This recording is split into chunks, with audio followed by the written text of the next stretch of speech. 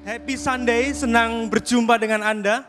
Welcome to Gibeon Church. Saya juga ingin menyapa Anda yang beribadah secara online. Di sini bukan tempat untuk orang sempurna, tapi tempat di mana kita disempurnakan oleh anugerahnya dan kuasa Injil Yesus Kristus. Amin. Sebelum kita merenungkan katekismus, kita akan membacakan perenungan dari pertanyaan katekismus, pertanyaan ke-13. Saya akan bertanya pada Anda dan Anda menjawab bersama-sama dengan saya. Dapatkah seseorang memenuhi hukum Allah dengan sempurna? Sejak kejatuhan, tidak ada manusia yang dapat memenuhi hukum Allah dengan sempurna. Tetapi justru melanggarnya terus-menerus melalui pikiran, perkataan, dan perbuatan. Kita baca juga dari Roma 3 ayat 10 sampai 12. Tidak ada seorang yang benar, seorang pun tidak. Tidak ada seorang pun yang berakal budi. Tidak ada seorang pun yang mencari Allah. Semua orang telah menyeleweng. Mereka semua tidak berguna. Tidak ada yang berbuat baik, seorang pun tidak. Silakan duduk Bapak Ibu. Melalui apa yang tadi kita baca, bukankah ini sebuah kenyataan yang sangat mengerikan, saudara? Padahal awalnya ketika Allah menciptakan manusia, manusia didesain untuk berelasi dengan Allah. Manusia dirancang untuk mengasihi, untuk menikmati dan memuliakan Allah, dan menaati segala hukum-hukum Allah.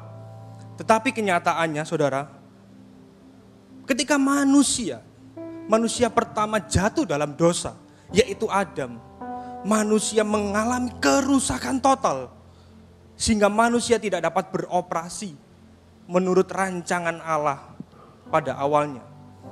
Manusia kehilangan kemampuan untuk menaati hukum-hukum Allah. Dan apa dampaknya bagi kita saat ini? Dampak yang paling terlihat, saudara, sekalipun kita mengerti Injil, kita sudah mengerti kebenaran, seringkali kita memiliki kecenderungan, kita memiliki tendensi pada hal-hal yang negatif dan hal-hal yang salah, saudara. Kita memiliki berbagai macam berhala di dalam hati kita.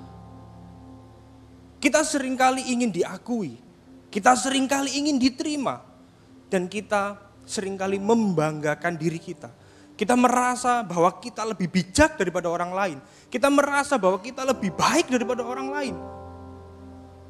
Bukankah kita semua mengalami itu, Bapak Ibu?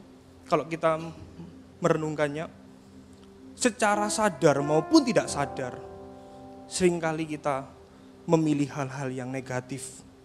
Bahkan Rasul Paulus, rasul yang cukup hebat pun mengakui bahwa ketidakberdayaannya mengatasi dosa. Ketidakmampuannya dia mengatasi dosa. Oleh karena itu dia menulis di dalam suratnya, dalam Roma 7 ayat 24, "Aku manusia celaka, siapakah yang akan melepaskan aku dari tubuh maut ini?" Rasul Paulus mengakui ketidakmampuannya dia. Tetapi kabar baiknya, Rasul Paulus juga menulis, "Syukur kepada Allah, Yesus Kristus Tuhan kita." Dia yang memampukan kita, berikan tepuk tangan buat Tuhan kita, Bapak Ibu. Yesus Kristus adalah Adam yang kedua. Adam yang pertama telah gagal. Tetapi Kristus adalah Adam yang kedua.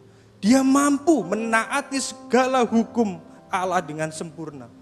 Bahkan dia rela menyerahkan nyawanya bagi kita, saudara. Supaya kita saat ini yang ada di dalam Kristus, kita dibenarkan, kita dikuduskan. Amin. Dan dia mengutus pribadi Roh Kudus untuk menolong kita dan memberi kemampuan kita. Karena dia tahu dengan kekuatan kita sendiri, kita pasti gagal. Oleh karena itu Roh Kudus dikirim. Dan dia sekarang tinggal di dalam hati setiap kita. Supaya kita dimampukan kembali untuk melakukan rencana Allah, untuk melakukan hukum Allah dengan sempurna, Bapak Ibu. Amin. Mari saya undang Anda untuk bangkit berdiri. Kita ambil waktu sejenak untuk merenungkan pembacaan katekismus kita pada hari ini. Anda juga boleh meminta ampun atas dosa, atas berhala-berhala yang ada dalam setiap hati kita. Ya Tuhan, kami datang kepadamu pada hari ini. Ampuni kami Tuhan. Seringkali kami nggak mampu mengatasi dosa. Seringkali kami lebih mencintai berhala. Tapi pada hari ini Tuhan, kami datang di hadapan-Mu Tuhan. Ampuni setiap kami Tuhan. Biar hati kami kembali berpusat pada Engkau Tuhan. Kami mengucap syukur atas kemurahan-Mu itu Tuhan. Karena justru melalui kemurahan-Mu itu yang menuntun kami kepada setiap pertobatan Tuhan. Biarkan pada hari ini hati kami kembali dikalibrasi. Biar mata kami terus tertuju padamu. Karena Engkau yang menuntun dan menyempurnakan iman kami Tuhan. Kami mau serahkan hidup kami hanya di dalam tangan-Mu. Hanya di dalam nama Tuhan Yesus Kristus kami berdoa. Amin.